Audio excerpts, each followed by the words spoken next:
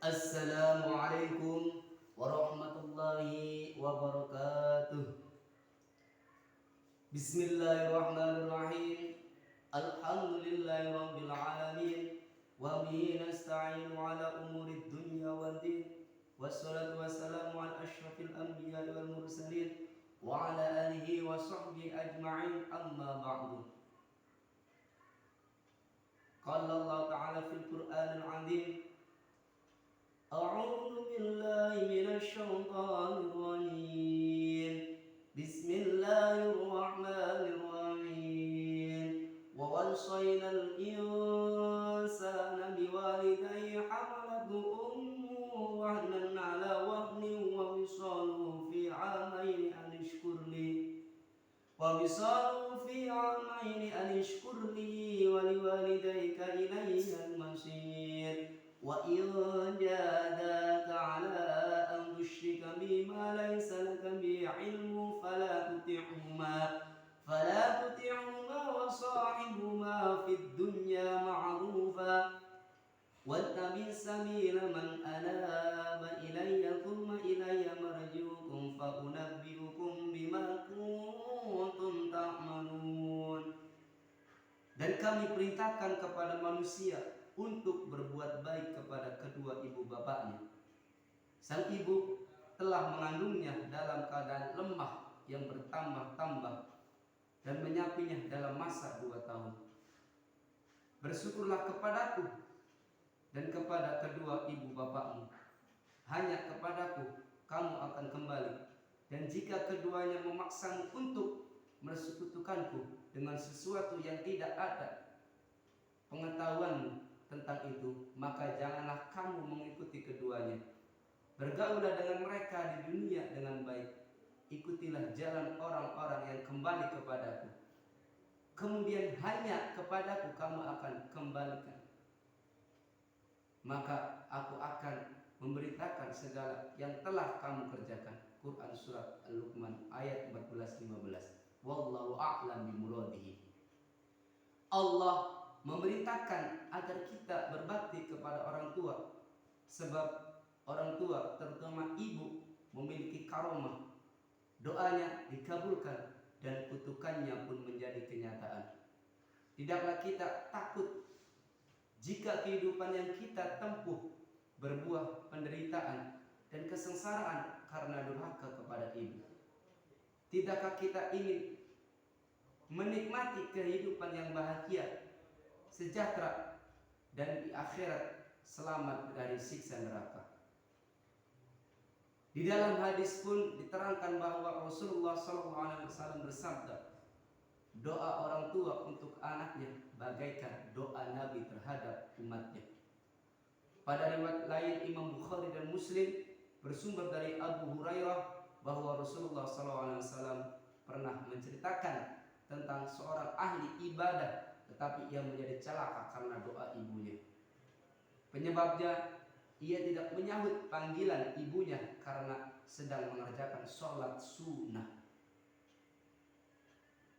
Namanya Juraiz. Lelaki ini hidup sebelum zaman Rasulullah SAW.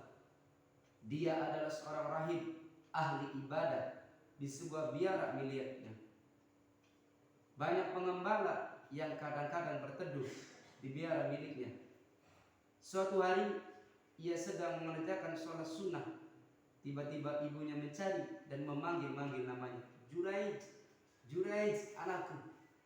Juraij sedang menunaikan sholat dengan sangat khusyuk, sementara ibunya memanggil-manggil dirinya.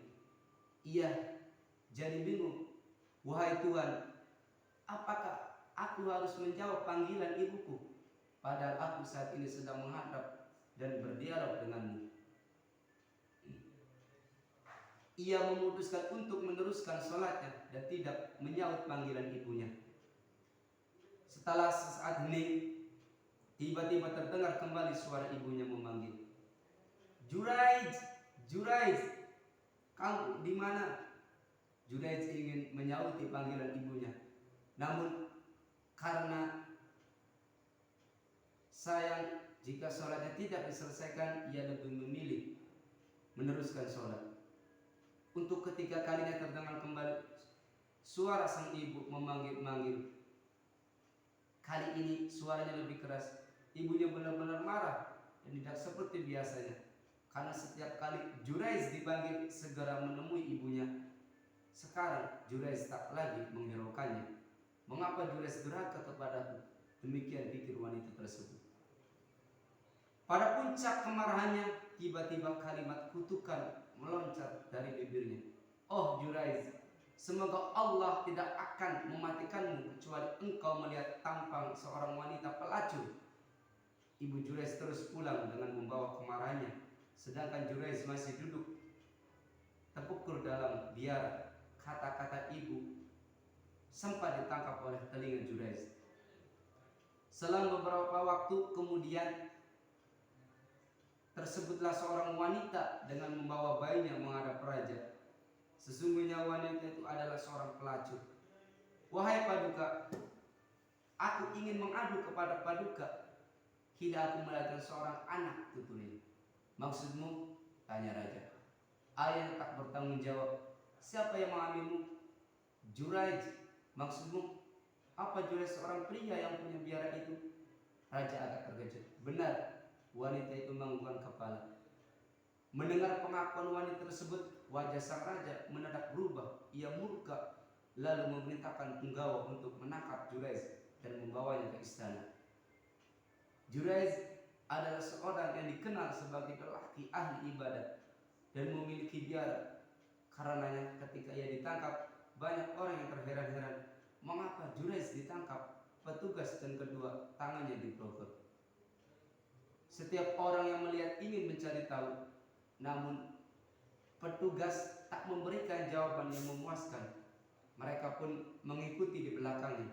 Semakin lama iring-iringan orang begitu panjang, bahkan para wanita pelacur pun mengikuti dan ingin pula mengetahui nasib Juraiz. Meskipun demikian, Juraiz tidak tampak panik. Ia biasa-biasa saja. Ia tenang-tenang saja dan tetap tersenyum kepada orang yang kebetulan berpapasan jalan dengannya. Sebab ia merasa tidak mempunyai masalah dengan raja. Karena penampilan yang demikian itu, semakin banyak orang yang penasaran dan mengikuti di belakang. Sementara pejabat lainnya bersama orang-orang yang mendatangi biara dan menghancurkannya hingga rata dengan tanah. Ketika sampai di istana, raja berkata kepada Juraiz, Juraiz, selama ini engkau dikenal seorang lelaki ahli ibadah, tetapi ternyata perbuatanmu mengecewakan banyak orang termasuk diriku. Aku tidak mengerti apa yang Paduka maksudkan, tanya Juraiz. Memalukan sekali, seorang wanita telah datang dan mengadukan kasusnya ini, mengaku berzina denganmu hingga melahirkan anak. Benarkah itu? Juraiz agak terkejut, tetapi ia bisa menguasai keadaan. Apalagi yang dituduhkan kepada, tanya Juraiz. Ia mengaku bahwa anak yang dilahirkan adalah anakmu juga. Aku ingin menemukan wanita yang mengadukan masalahnya kepadanya, Paduka, pinta Juraiz. Sang raja pun memanggil wanita untuk dikonfrontasi dengan Juraiz. Benarkah engkau mengadukan kepada Paduka Raja jika aku pernah berzina denganmu? Tanya Juraiz. Benar. Benarkah aku melakukan hal itu denganmu? Desak Juraiz. Iya, benar. Engkau melahirkan seorang anak? Tanya Juraiz lagi. Iya, aku melahirkan anak dari hasil hubungan kita, jawab wanita pelacur tersebut. Sementara wanita-wanita pelacur lainnya serentak berkata, Juraiz tidak kehabisan akal. Ia harus bisa membuktikan kebenaran di hadapan sang raja. Selanjutnya dia berkata, di manakah bayimu sekarang? Bawalah kemari. Bayi wanita pelacur pun dibawanya ke hadapan mereka. Kemudian Juraiz menghampiri bayi yang masih belum bisa bicara itu. Kita tanyakan kepada bayi yang masih belum bisa bicara ini. Ia adalah saksi yang jujur. Pengakuannya akan membenarkan dan membuka permasalahan ini, ujarnya kepada semua yang hadir. Wahai anak manis, siapakah sebenarnya ayahmu? Jawablah dengan jujur agar semua orang tahu. Juraiz bertanya kepada bayi tersebut.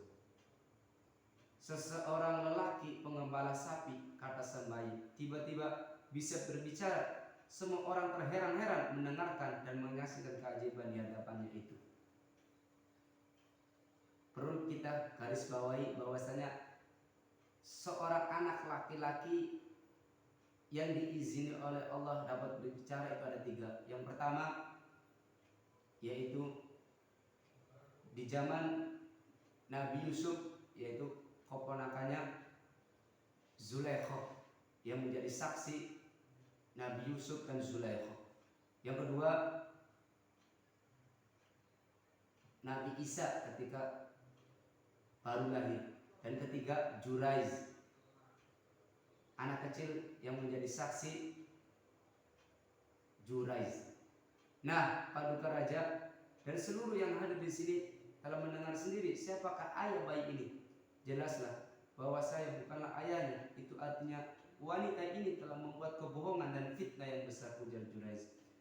Semua orang yang menyaksikan menjadi heran karena keajaiban itu. Mereka percaya jika Juraiz tidak bersalah. Wanita pelacur tersebut kemudian dijebloskan ke tahanan karena memberikan kesaksian palsu kepada raja. Sementara itu raja berkata kepada Juraiz, biar tempat ibadahmu terlanjur dihancurkan, tapi jangan khawatir, besok atau lusa akan saya perintahkan untuk membangun lebih bagus lagi, kalau perlu dari bahan serba emas.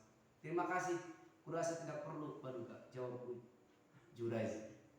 Saya ingin menebus kesalahan karena biaramu terlanjur diporak-porandakan. Bagaimana jika saya bangun dari bahan perak? Juraiz tersenyum dan menolak tawar. Terima kasih, tidak perlu Paduka. Lantas dengan apa saya membangun kembali biaramu? Kalau memang Paduka berkenan, saya lebih senang jika dibangun kembali seperti sedia kala, ujar Juraiz. Pada kesempatan lain raja pun memintakan untuk membangun biara Juraiz. Maka berdirilah biara itu seperti semula. Wahai Juraiz, saya melihat kamu begitu tenang dan selalu tersenyum saat diadili. Para pelacur pun menonton dan memperlakukanmu, namun kamu tetap tersenyum kepada mereka. Apa yang menyebabkan demikian, tanya raja.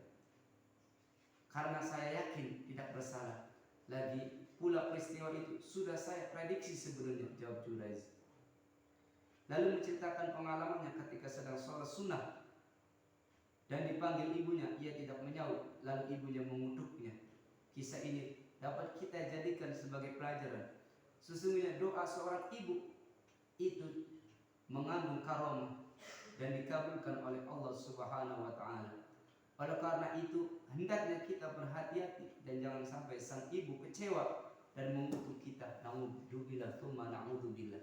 Subhanakallahumma wa bihamdika asyhadu an la ilaha illa anta astaghfiruka wa atubu ilaik. Wallahu a'lam bishawab. Wassalamualaikum warahmatullahi wabarakatuh.